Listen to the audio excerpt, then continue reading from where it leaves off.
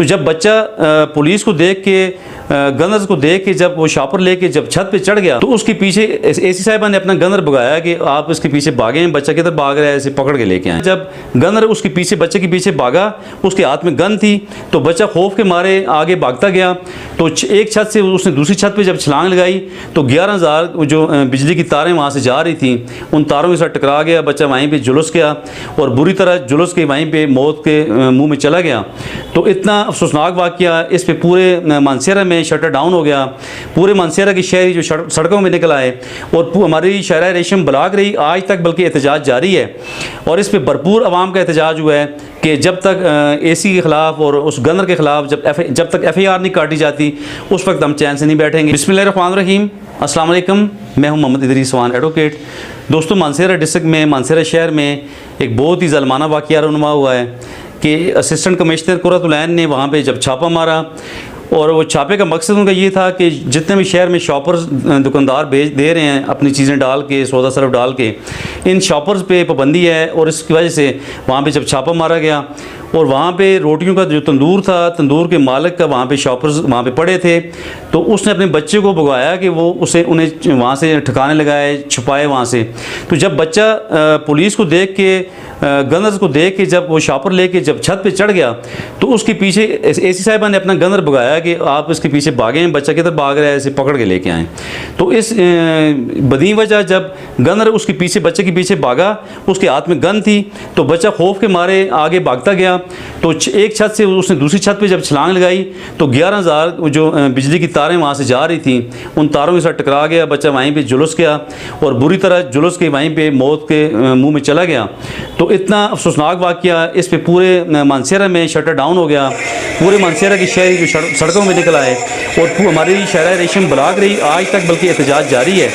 और इस पे भरपूर आवाम का एहतजाज हुआ है कि जब तक एसी के ख़िलाफ़ और उस गनर के ख़िलाफ़ जब तक FIR नहीं काटी जाती उस वक्त हम चैन से नहीं बैठेंगे। आवाम का ये मुतालबा है।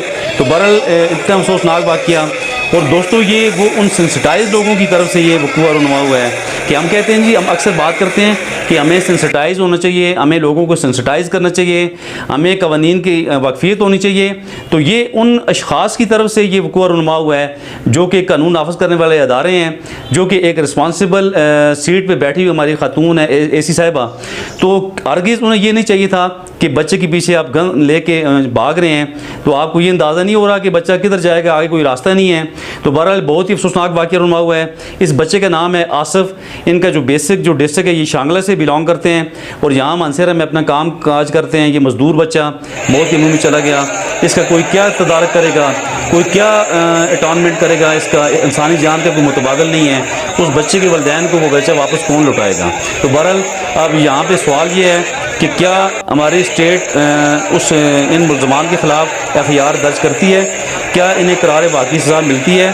तो आप खुदा के बंदो, आप अगर छापा जन होते हो, अगर आप छापा मारते हो, आप चीज़ों को चेक करते हो, तो आप एक मुनज़्ज़म तरीके से आप जाएं, आप चीज़ों को देखें, आप प्रोब करें।